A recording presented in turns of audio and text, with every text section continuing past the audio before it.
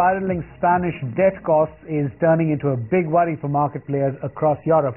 Spain's 10-year borrowing costs are hovering around the 7% mark as the government tries to stabilize its fragile banking sector. Madrid will pump in almost 19 billion euros into its fourth largest lender, Bankia, via sovereign bonds. The country's Prime Minister Mariano Rajoy has pinned the blame for the rising borrowing costs on concerns about the future of the euro. But the markets believe otherwise. The risk premium demanded by investors to hold Spanish 10-year debt has reached its highest since the launch of the euro, mainly due to concerns over the fragility of Spain's banks. Last week it was suspended from trade on the Spanish stock market.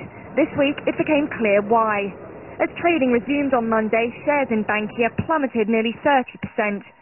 The troubled lender is seeking a €19 billion bailout from the state. Some reports suggest Spain may recapitalise Bankia with Spanish government bonds in return for shares in the bank. However they do it, the state takeover has fueled fears that the cost of helping banks may force Spain to seek an Irish-style international bailout. But senior economist at Standard Chartered, Sarah Hewen, says there's no fear that Spain's banking sector will collapse. The European bailout funds are there to help with the banks, particularly once we have the European Stability Mechanism up and running in July. That has the ability then to support banks rather than having to support the governments as a whole. Bankia reported losses of nearly €3 billion for 2011. Its parent company BFA is also set to report equally gloomy results.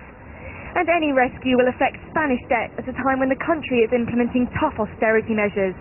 Prime Minister Mariano Rajoy has been discussing the latest economic measures with members of his party, no doubt conscious of the growing anger on the streets. This money comes from taxes taken from the people at the bottom. The people on the top don't cut their wages or anything. I'm retired and this year my pension is much less than last year.